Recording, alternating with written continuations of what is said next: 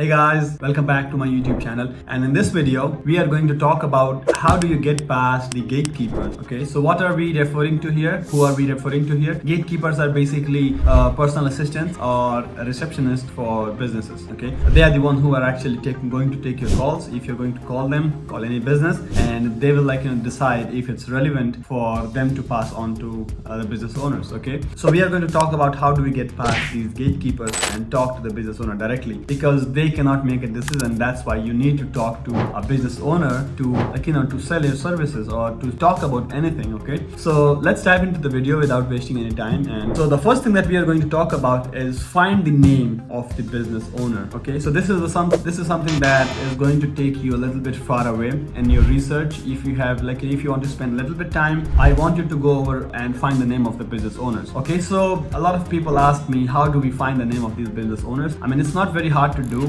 If you have a list of businesses and you want to find the name of their owners, just have to type the business. You can use LinkedIn. Okay, LinkedIn is going to be the best tool. It's far more popular and a lot of people are on LinkedIn, and most probably any business owner that you are looking for is going to be on LinkedIn. So just search it over the name of the business. You will see the page, go over and see all the employees, and from there you can find out who the business owner is. That's the first software, or that's the first product you can use to look their name. Once you have their name in your sheet, just mention their name so that when you're going to make a call, let the receptionist know that you're going to need to talk to that person. Let's say Matt. Okay, the second place where you can look for their names is going to be their websites. If their business is listed on Google, they must have a website. Open their website, just see if there is any name in contact person, if there is anyone, or you can find the direct phone number of that business owner. Okay, if you can find that, that's fine, you can call them directly. If not, let's say if someone assistant is going to pick up that phone call, you can still use the same tactic, like, hey, I want to talk to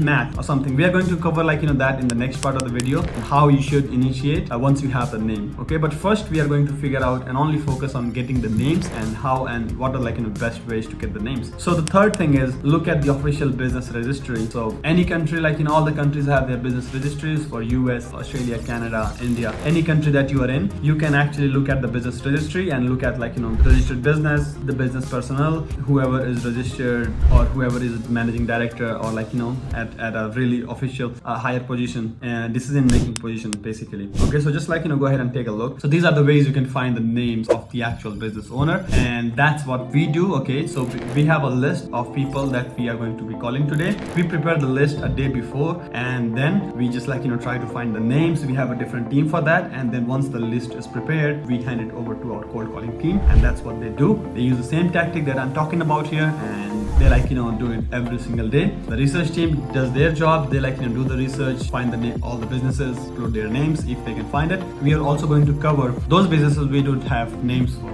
Okay, so just bear with me. So the second point is going to be never ever pitch to the gatekeeper. So it's better to just hang up and maybe call them at a later date. Just keep calling your list. Okay, so the third thing is going to be use their first name to sound familiar, and I'm talking about the business owner. So don't go like this: I want to speak to the business owner, I want to talk about Google Ads. They will hang up and you are done. Okay, instead use this. So, hey, can I speak to Matt please? Or hey, can you put me through Matt? So this is going to give them a sense of familiarity that you already know them, you already know the business owner. So this is going to maybe you might sneak your way in. Okay, so let's look into the interaction that might happen or that usually occur between you and the gatekeeper. Okay, so scenario one, when you know the name of the business owner. Okay, we are also going to talk about what you can do when you don't know the name of the business owner. So in that case, we'll have a different approach, but when you know the names, it makes things a little bit easier for you to pass through. So Maria is the gatekeeper. She is let's say a personal assistant for a business owner who is named Matt. So Maria will go like this: hi, this is Maria from Deluxe Roofing and Flooring. How may I help you today? Okay, this is the basic line. So you are going to be like, hey Maria, I'm John, can you put me through Matt please? Okay, that's it. So when you're making a sales call, there is dynamic of power, and you just have to make sure that you have the power, or you have more power than her all the times, because if you shift the power towards her, it's going to be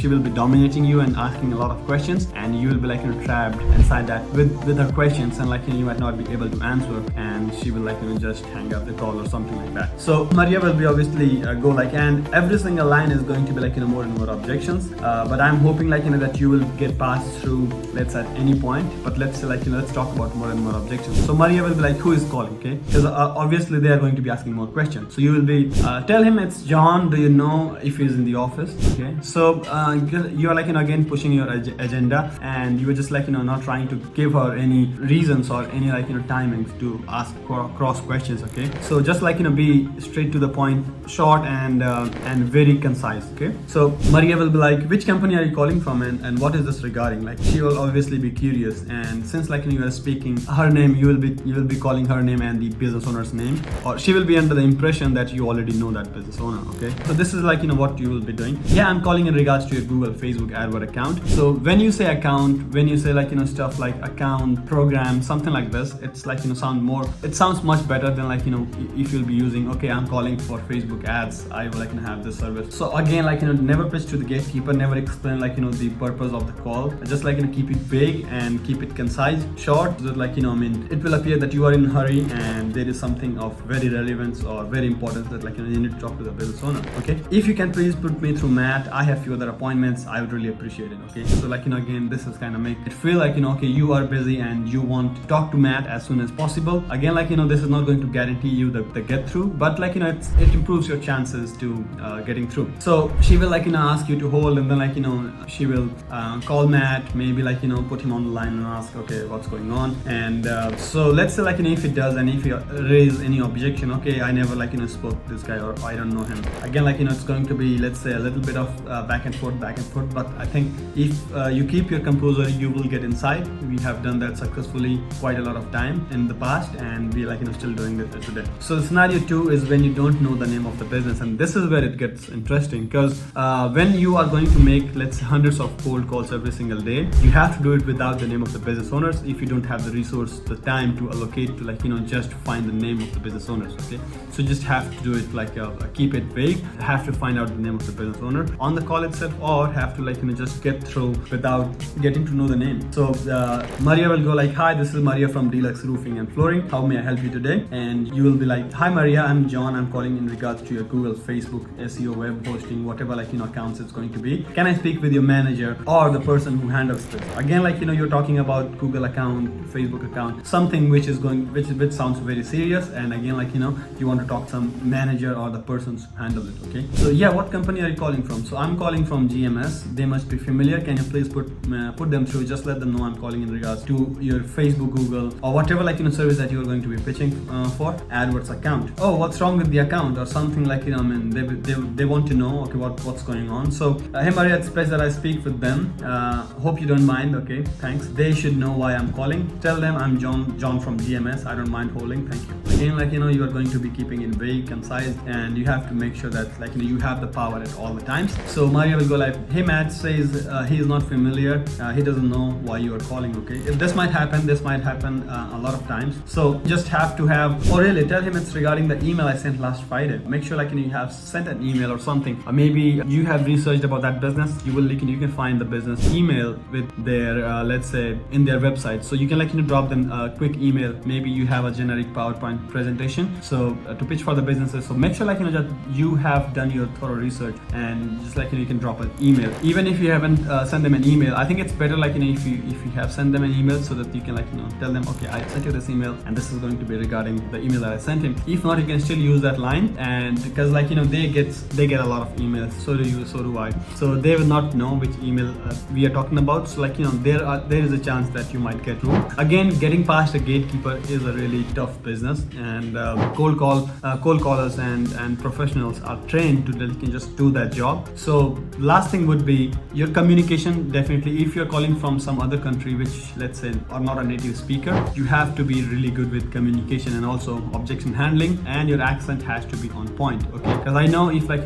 there are going to be guys from India, Pakistan, let's say the subcontinent region or other parts of the world, their accent might not sound familiar to most of the English speaking nations. So you might like, they are not going to believe even if you're going to say all these things. So just make sure that you have a really good communication fluency in whatever like, you are speaking about, and also your accent has to be neutral. I'm not asking you to fake it or like, do something which you're not, but again, like, you have to be really good control in what you're saying. Okay, so the fourth thing is going to be more about data. So if you want to cut to the chase, I suggest like, buy data which is going to be of those business owners. Let's say whatever niche you are in, you can buy data from certified data vendors, and you can ask them to sell you like data if you have extra money that you can spare. So that like you don't even have to speak to these receptionists. So you can like buy their phone numbers of the business owners who are actual decision makers, and you can talk to them directly. I think this is a strategy that we also implement. Like we try to buy data from data vendors. Like sometimes it doesn't work, sometimes it works, and you only need to make it work to like make about 4 or 5 appointments every single day for the entire month. Okay, and I think if you're like making 3-4 appointments, even 5 appointments every single day for the rest of your month, you will be closing at least 5 clients from those 4 or 5 appointments that you will be making. A lot of people are not going to show up, but again, people that will be showing up, make sure that you have a proper presentation ready to pitch them your business or your services, whatever like you're planning to do, and hopefully like they will be moving forward with you. All right guys, hope this video will provide you with much value, and hope like you can try some of these tactics to get past these gatekeepers and start booking some appointments through cold calling. If you like the video, don't forget to drop a comment. I'll see you in the next one. Have a good one.